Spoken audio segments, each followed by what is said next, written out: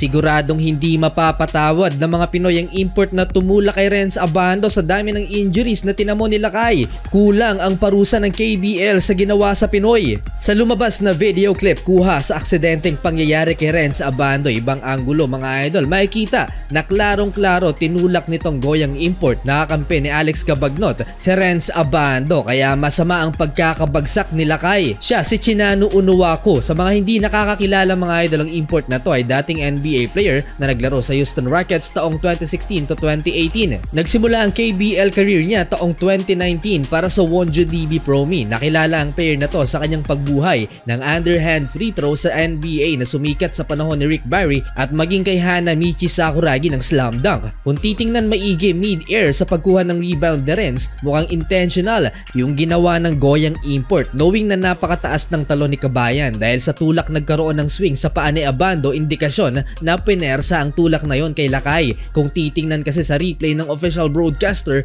parang kasalanan ng Koreano, pero hindi mga idol. Well, nag-imbestiga ang KBL sa nangyari at nag-meeting kaugnay sa aksidenteng ito. Ngayong araw, lumabas ang sanction kay Unuwaku at pinagmulta ng halagang $2,400 at walang game suspension. Almost 133,000 pesos kapalit ng sandamakmak na injuries ni Lakay. Sabi din ng source, may history daw talaga ang KBL na bababaw ang kanilang pinapataw na disciplinary action. For sure, marami ang hindi sasang-ayon sa sanction na ginawa ng KBL officials.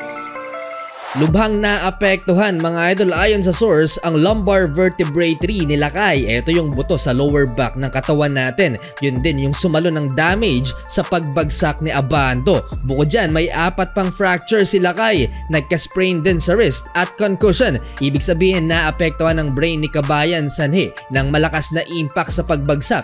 Sa madaling salita, na trauma ang brain ni Lakay na pwedeng mag-cause ng headaches at pagkahilo na maaaring magtagal ng ilang linggo. Ang worst case scenario mga idol ay pag inoperahan si Kabayan sa spine ay magre-resulta sa pagkaka-sideline ng halos isang season. Ngayon ang timeline ni Abando ay 4 to 5 weeks para makarecover. Yan ay kung hindi siya ooperahan. Malaking kawalan sa anyang Red Boosters si Renz Abando, hindi rin makakapag-participate na sa slam dunk contest para depensahan sana ang kanyang titulo bilang KBL slam dunk champion kontra sa Pinoy na si Justin Gutang. Nakakapanlumo na pangyayari na kahit si Coach Tim Cone ay natakot sa injury ni Renz Abando. Hopefully makabalik sa dating form si Lakay. Mahaba-habang journey sa recovery ni Renz at sana hindi na maulit pa sa future. Kailangan lang talagang mag-ingat sa talon. May warning na nun kay Lakay nang magtamo to ng minor injury sa tuhod laban kay Kofi Cockburn. Inindan ni Lakay yung pagkaka-injured niya isang buwan nang nakakalipas, pero bumalik sa dating sigla at eto na nga ang nangyari. Dahil sa aggression at hindi naging maingat sa pagtalon, malalagay sa alanganin ng basketball career ni Lakay.